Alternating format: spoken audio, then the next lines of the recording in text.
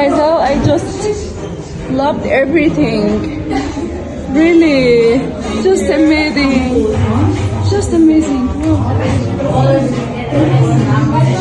Our lovely girl. Düştü bu. Böyle bir şey hiç olmadı diyesiye, diyecek duruma gelesiye, anlatılmaz bir kaygı içinde, dakikalarca ne yapacağımı bilemez halde bir şeyler beklememde. Ama hangi karabasan, adını hak etmiş karabasan demeli, böyle değildi ki. Gene de çocukluğumdan bu yana hatır sayılır bunca karabasanla boğuştum. Bunların onlara bir benzemediği var sanıyorum. Yılgı değil, korku değil asıl nitelikleri. Her şeyden önce ne olduğunu pek kestirmesem de kaçınılmaz, affedilmez bir belanın gelmekte olduğu duygusunu veriyorlar.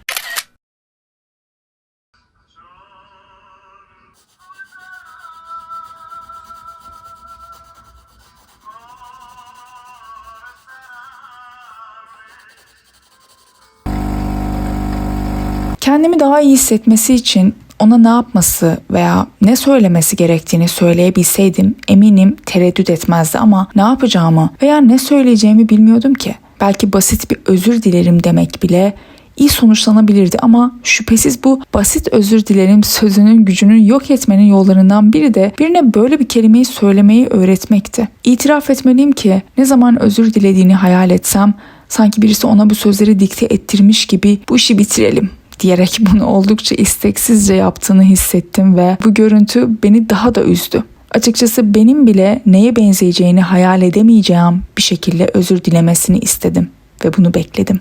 Bazen birinden bir şey istersiniz ama onun bu dileğinizi nasıl gerçekleştirebileceğini düşünmezsiniz. Çünkü ne istediğinizi tanımlamanızda kavramsal bir tutarsızlık, çelişkiye yakın bir şey var gibi görünüyor. Bu olaya mucize denir. Arkadaşımın bir mucize yaratmasını istemiştim aslında. İnsanlar sıklıkla mucizelere inanmadıklarını iddia ederler ama yaptıkları veya inanmadıkları şeyler konusunda yanılıyor olabilirler, değil mi? Birine güvendiğimizde geleceğe koşulsuz güven duyarız. Karşı tarafın sözünü tutacağından, güvenimizi suistimal etmeyeceğinden, istediğimiz zaman bize yardım edeceğinden ve bunun gibi şeylerden eminiz. Ayrıca karşı tarafa olan güvenimizi çok fazla güven olarak değil, doğru ve makul bir davranış olarak görüyoruz. Yani karşı tarafa olan güvenimizin mantıksız olduğunu düşünseydik zaten ona güvenmezdik ki. Bir mucizeden bekleyemeyeceğiniz tek şey onun gerçekleşmesini beklemek. Bir mucize tanımı gereği beklenmedik bir olay aslında. Bu yüzden özür dilemek özellikle mucizevidir. Çünkü başka bir mucize yaratması beklenen bir mucize.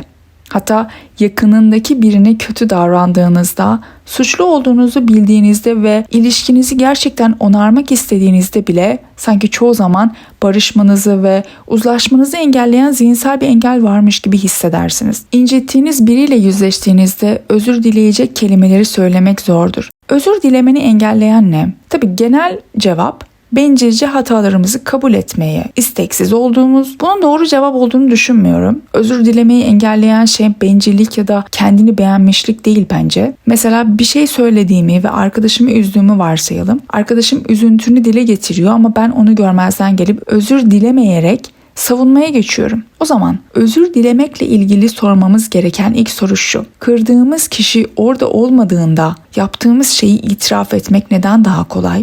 Özür dilemek konuşmaya benzemiyor çünkü. Sınava girmeye benziyor. Özür dilemek için uygunsuz davranışınızı kabul etmeniz gerekiyor. Aksi takdirde özrün hiçbir anlamı yok ki. Yaptığınız konuşmada davranışın uygun olduğunu düşündüğünüzü göstermelisin. Yani tesadüfen başınıza gelen bir davranış değildi ama size göre o duruma uygundu ve o zaman o davranışı kendi bakış açınızdan değil, onun bakış açısından gördüğünüzü vurgulamalısınız.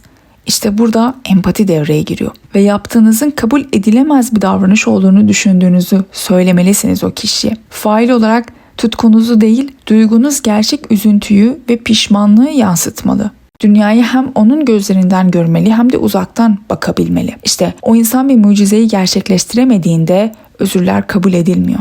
Böylece sanki yaptıklarının sorumluluğunu almadan üzüntü ve empati gösterirsin. Ya da yaptıkları işin sorumluluğunu alıyor ama sanki o kadar da üzülmüyormuş gibi.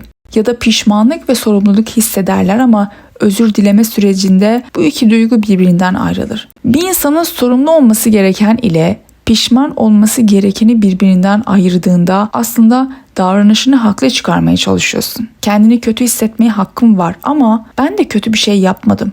İşte kabul ettiğin ve aynı zamanda reddettiğin iki farklı şey var burada. Affetmenin kendisi özür dileme mucizesinin ötesinde ayrı bir mucize. Her ne kadar özür dilemek, affedilmek amacıyla yapılsa da gerçekleşeceğinin garantisi yok ki. Look at the stars, look how they shine for you. And everything you do, yeah, they were all yellow. I came along, I wrote a song for you. And all the things you do,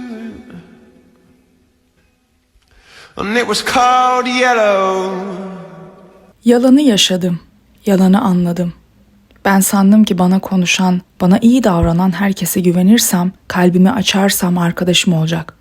Ben canımı veriyordum, feda ediyordum kendime. Ama onların aklı başka yerlerdeydi, başka şeyler düşünüyorlardı. Aklımızın olmadığı düşünülebilir kimi zaman. Akla ihtiyacımız da yok zaten. Duysal güç gerek. Sadece yaşamak için. İnsan bunu nerede fark ediyor biliyor musun? Rüzgarlı sokaklarda, istasyonların dışında ve köprülerin üstünde. Oralarda insanlar neredeyse gökyüzüne dokunacak kadar hafif ve utanmazlar. یه توپ دارم قلقلیه میزنم زمین هوا میره نه نمیدونی تا کجا میره نه نمیدونی تا کجا میره یه موز دارم بگو چه شکلیه نه نمیدونی تا کجا میره نه نمیدونی تا کجا میره